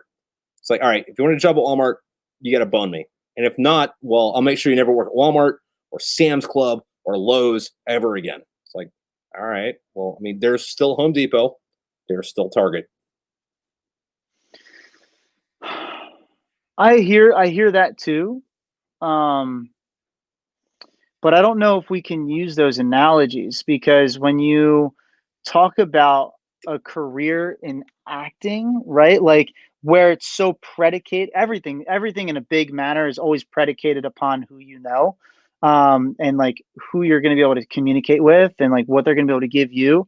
And there's the obviously evil people that are in power, and when somebody actually, oh, somebody just said this abusive relationships. It's almost like comparing it to that. Like you could make the argument that a person, especially in abusive relationships, they focus on like a the image of what a person once was, and like it turns into this fucking cycle of just like pure abuse of like, oh, like this is what this person used to be. I know they can get back to that, but it's just like with the dream, it's the same idea where it's like, oh, this person's gonna be able to provide me with like my dream to become an actor or an actress in a fucking big Hollywood movie where I'm gonna be the star, and like I'm gonna make millions of dollars out of this, and I'm gonna be able to change my life at like that. And like those kind of things, and when you have men like a Harvey Weinstein who's in that power position, he is going to prey upon that of young women and men. Most, I think it was only women actually with this guy, but Like when you're preying upon a young woman's mind that way, like a young person, very malleable at that point, you know, like you are going to literally be able to control that person's life because you know you can, because you have the fucking money and the power. So it's a disgusting venture, of course, like it's a disgusting kind of like action. And I know you agree with that, by the way. I'm not saying you Yeah, don't, but dude, like, terrible. what's that? The guy was fucking terrible. Like I'm not, Terrible. you know, Yeah. I well, know you're not. I know you're not. And I wanted to like why did it take make that seriously clear. 30 years to fucking say anything about it? That's so hard. So that's so hard to even talk about too, right? So like let's talk about actually I have a great analogy for this. Like what about military sexual trauma, right? Like with men who are raped. I mean, there's like 100,000 plus men in the military have been raped, right? Like why aren't guys opening up and talking about that shit, right? Like because Dude, it's like such a the me physically. a couple years ago, fucking, like it was all women. It's like, dude, like there's a lot of dudes in here too. Like, where's your story? But like, I guess with that though, and you know what, maybe this does fucking transfer over a little bit, but I guess we go to a pride thing because you don't want to admit that it fucking happened to you. Pride is a part of it for sure, but also like especially for men. Yeah, but But embarrassment and shame. yeah, but even then though, like, where's the stories of like, I got brought into this. This is where I was propositioned. I said no. I'm gonna go over here and talk about it. So Like the only person I can think of is again, Corey Feldman, which by the way, we all owe fucking Corey Feldman a fucking apology because he was like, Hollywood's a bunch of rapists, you know, blah blah, fucking whatever. They're out to fucking just like rape and kill whoever the fuck they can, and then we're all like, yeah, sure, that didn't fucking happen. Or even if it did, it's like, yeah, but I'm still gonna like watch these movies, support these people. But it's like fucking, 5-10 years later, it's like, oh, all this is coming to light, and then like nobody remembers Corey Feldman fucking talking about it fucking a decade ago. yeah. And I think like even just to revisit it real fast, like I think also I just dropped something. Hang on. Even just to revisit it real fast, I think the idea of like, you said yes to it. It doesn't limit or oh, there's a huge fucking spider. Check that out. Jesus Christ. I It's mean, fucking huge. like identify this S- as a recluse or what? ADHD. Any if it's Um, because if it's like a wolf spider, like that will eat all the other spiders you have. oh yeah, it's like fucking huge. Oh, yeah, it's probably But not. like big. But he's dead now. It's okay. I just acted, so probably made a mistake. It's okay. I'll go into that rant later. Yeah. But when it comes down to like the idea of like why aren't they coming out and saying it, or they said yes, it just all goes back to like you're using and abusing your position of power over someone to gain sexual favor. That to me, that is rapey. Like that is like Yeah, a no, definite. yeah, that's rapey as fuck. Like, Yeah, yeah, yeah, no, that's it's every level of fucking fucked up. But like at the same time, like, why did it take 30 years for anybody to fucking say anything about it? yeah. And that's a good point, Tommy. Embarrassment and shame are pride. That's a Yeah, good point. I can see that. You can make that argument for sure. yeah. No, there was Um, a guy fucking this would have been late 2000s, early 2010s. This dude was at the Marine Corps ball, and it's like some dude fucking like got this dude like fucking like super fucked up. Was fucking feeding him drinks and shit. And dude wakes up in the middle of the night, fucking just getting butt fucked, and then he beats the dude to fucking death. And then first guy goes immediately to jail because you just fucking killed somebody. But it turned right. out uh it was some like old fucking dude and like a younger Marine. Marine ends up getting off because self defense. You're getting fucking assaulted. But like this dude also had like fucking like 4 fucking black belts, and like even just being like fucking like when you like wake up in the middle of the night after you're fucking drinking and like the world is doing like the fucking like you feel like you're in the ocean, everything's got the spins. Like even at that level, that dude was able to be like, "Oh, this is not cool. I'm gonna stab you to death with a fucking pen." Right. That's some pretty savage shit for sure. Yeah. I mean, like, but at the same time, I mean, how would you? how would you react? I mean, like, I would probably be doing the same shit. I'd be freaking out. Yeah. You Like, know? Did he get out of what was the rest of that story? Did he get out? Like, what is the he getting off. Like, he only stayed in jail for a little bit, and then when the trial actually came around, like, it was a real quick fucking yeah, dude, you're in the right type thing, you know? Yeah, man. 100%. That's self-defense. Yeah. Clear as day. Yeah, which is another one of the fucking reasons that I think that, fucking everybody should be fucking armed. So it's like, oh, this dude wants to rape you. Well, I mean, try it, Right. but ooh, But God. that's a different situation for sure. Like that's like a he was he was drunk, you said? Like the dude was like passed out drunk and he woke up to it? Yeah, yeah. So Oh from my what I remember, god. I was a Marine at the ball, and he was hanging out with some old dude, and this old dude just like kept pumping him full of fucking drinks. Which, hey, if you're a Marine, I'm not gonna say no to fucking alcohol, but fucking passed out, fucking woke up getting fucking butt fucked. So, God, that's terrible. Jesus. which sucks, but at the same time, it's like you fucking beat that dude to death. That's one for the team, buddy. Yeah. On the other hand, you did get him back and he's dead now. But sorry that that happened to you. No, that's God, that's so fucked. Jesus. Yeah. I can't even come close to imagining that, man. That's nuts. On the other hand, fucking, I saw this when this happened at my barracks in fucking Pendleton. This chick took this dude to bed, yeah, in his room, and she woke up the next day and like ran out, fucking got the MPs, and like said, hey, dude, this dude raped me, and like went to fucking court martial and shit. And the only thing that saved him was the guy that was on duty that night watching the fucking barracks. Was like, yeah, he was so drunk he couldn't stand up. That chick drug him back to the fucking room to like put him to bed. I don't think, and she was stone sober. I don't think that blah, like that he would be have the capacity to fucking rape that chick, and then he ended up getting off because like how you are when you're like that drunk, where it's like, okay, all right, this guy's like down, probably should go to the hospital for alcohol poisoning, but Dude, Jesus Christ. There's so much like yeah, that's so much. That's dramatic. There's just evil, man, for no, sure. And like that's why I it is so much. Like we like to pretend like it's yeah. like we're above bashing each other's skulls in most of the time, but we're still gonna fucking rape everybody we fucking can.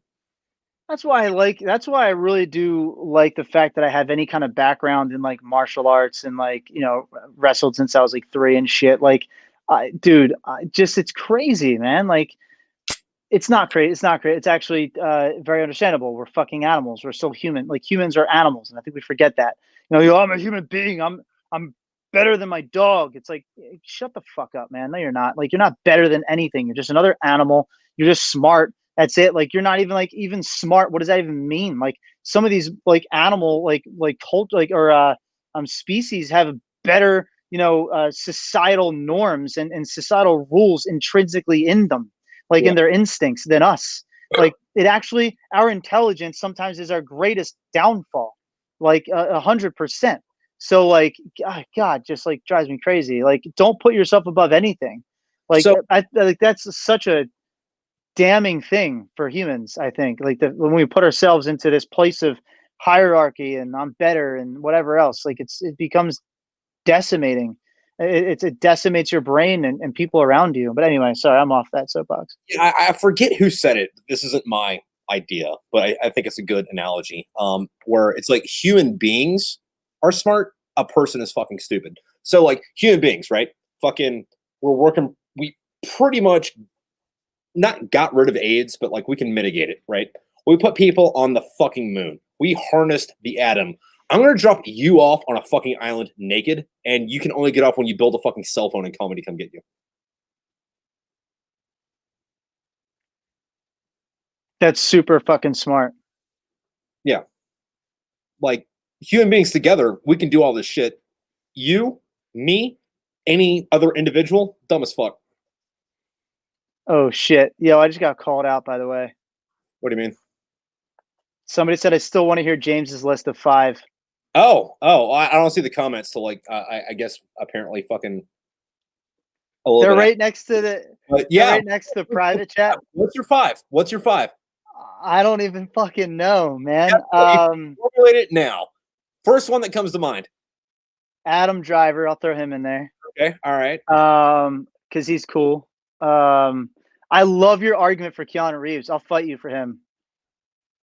He might be my number 1, actually. Okay, so we got Adam Driver and Keanu Reeves. Which, by the way, Adam Driver just looks like a young Keanu Reeves. Keanu Reeves, exactly, dude. Dope. What else?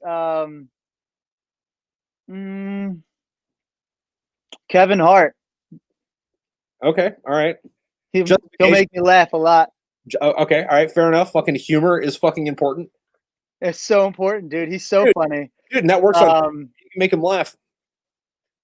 Dude, he's 100%. That's important. God, who else? Joe Rogan. Okay, all right. Just because he's cool as shit. Fair enough. Tommy's judging me for saying Kevin Hart. He said, "Ew, he's tiny." Whatever, dude. Whatever. What are you into? Well, I mean, Tommy needs to drop. Hang on, Tommy. You need to drop your top 5 now, bro, into the chat right now. Well, and make your arguments, and we'll read it out loud. Well, you also know to be. We never established who had to be on top. So I mean, like maybe you're into small dudes. Fuck it, I don't know. Yeah, it's true. Let's see. Who's my number 5?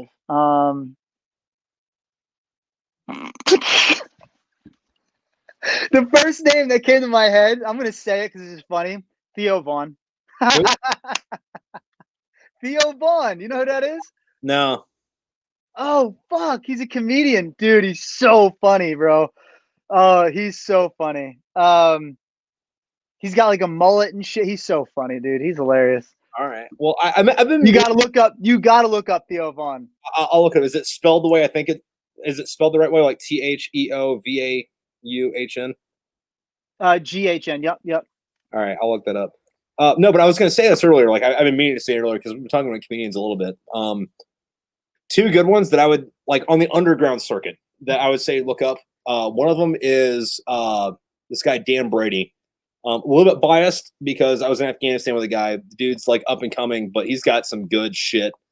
Like his shit's like also like really dark, where it's like he's got a joke about like he's talking to his therapist, and his therapist like, "Where do you see yourself in 5 years?" And he's like looking up at the ceiling fan, and he goes, "Well, hopefully not swinging from the fucking ceiling fan, but you know." That's a great answer. Yeah, another one, my favorite comedian. I want to get her on the show at some time. Her name's Diane Spencer, British fucking comedian, and she is just fucking like piss your fucking shit hilarious. Like Diane Spencer, comedian. Yeah, look her up. Fucking she's a redhead? Yeah, she's got this one fucking joke about she goes on this fucking blind date with this fucking dude she met on fucking the internet or some shit. And apparently the whole basis for the date was like somebody had to shit on somebody's chest. And it was all hypothetical speaking, right? And apparently, they watch this movie and they're back at their house and the dude's like, "Hey, listen, I'm gonna judge you or what you're into or anything, but I only asked if you'd shit on my chest as a joke, like because someone dared me to, and I'm not judging you, but this is where we're at." And she's like, "You don't come into my house and accuse me of fucking," but you can't just say that. She's like, "Okay, all right, go get in the fucking bathtub and get naked." So she's like, "Well, I don't have to poop, so I can't just like poop on him. What do I get in there?" So she fucking like, as part of the bit, she goes to the fucking fridge and gets like a bunch of sausage links and shoves them up her ass, and comes into the bathroom, squats over him, and like drops all these fucking like just shits fucking sausages all over him. She's at the end of the hypothetically speaking, if this were to have happened, it's like, dude, what the fuck? Oh my god, I got to see this bit. I just looked her up, by the way. She's saved. Yeah, and the other guy's Dan Brady, right? Brady, yeah. But so Dan doesn't have anything up besides a couple bits here and there because he's just starting out. Diane's been going at it for fucking years. She's got at least 5 or 6 like whole fucking shows or specials on fucking YouTube. Like, Where do I find Dan Brady? Dan Brady. I would look up Dan Brady comedian, or he does a podcast. What does he look like? Um, Oh, he was the dude. I know him. He was on our fucking radio check. Yeah. He was. He was also on my first episode of this. He looks exactly what you don't want to run into in West Virginia. Oh my God, that is a phenomenal way to describe him. Yeah, but his that's actually brutal. I love it. Did he say that himself, or did you just make that up? Well, I mean, he said stuff like it, but yeah, his Facebook page is Dan Brady, just DANBRADY, and got him. He's only got a couple hundred followers, but he's fucking great. Well, he gained one more from me. Yeah, well, he's got this one joke. It's up on one of the fucking pictures on his thing. I'm just gonna read it to you. It's like, so I served in the Marine Corps and I've been to Iraq and Afghanistan. Sometimes this can be awkward because people don't react to my jokes. It's like, oh shit, is this bit gonna die? Like all my friends did. Fucking glorious, dude. Yeah, that's the kind of joke too that like I feel like would make a civilian audience like super uncomfortable. Yeah, he keeps that in his back pocket for like when the show's not going well, because at some point you're gonna have a show that doesn't go well. And of course, he's out too. So like he's still playing, clubs and shit with like 30 to fucking 50 fucking people in it. He's on his way up, but he's also extremely tenacious, and I think he's gonna keep at it. I'm confident he's gonna keep at it. Like he's gonna be fucking famous as shit in fucking 15, 20 years. Like, because like comedy's like anything else. Like fucking it takes a fucking it's extreme fucking luck to blow up overnight. Everything else you got to put the fucking work into to get to it. And that dude's gonna be fucking that dude's putting in the fucking work, and he's gonna get there at some point.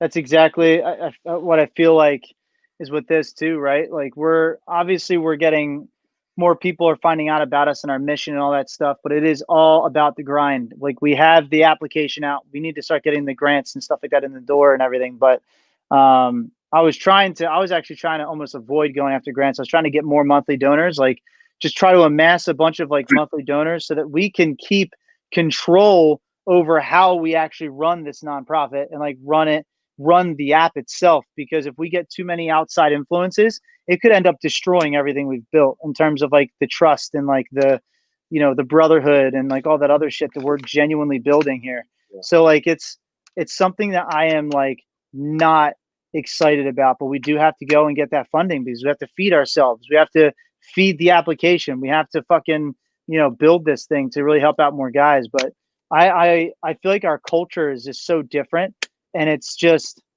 because we're not your PC nonprofit. Every other nonprofit's fucking PC. Like we're not that way, but we might have to become that way. Like if we go after these other grants, you know what I mean? Getting to a certain size, it's kind of hard because like, say for example, we were talking about it the other night, like Black Rifle Coffee Company, like their original shit was super on PC, like just like saying all kinds of fucked up shit, and it was hilarious. But once they get like a business moving, and they have employees to fucking pay and families to feed, it's like, can I make the same non-PC joke? Or if I say this, are we getting defunded and then fucking Bob over here doesn't get a paycheck? Yeah. So exactly. That's exactly what's that? Inevitability of the beast. Yeah, it's true. But at the same time, it's just like, it's just shitty to think about, because I think that's also one of the things that attracts people to us in terms of like, I have actually been hit up by people now who are saying like, yo, are you guys hiring? Like, I want to fucking work for you guys. And it's like, it's an honor actually to have people say that. It's fucking amazing.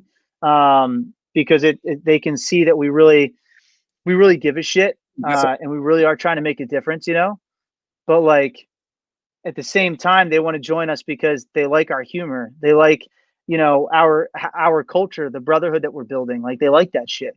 And, the brotherhood and the sisterhood, I don't mean to leave out sisterhood because that's very real too. Like it's it's shit that we're doing that nobody else is really focused on doing. And it's something I really don't want to lose. And I feel like the only way you can not lose it is if you get like again, a bunch of like micro donors, like who are in there and, like funding it them privately, like that's the only way.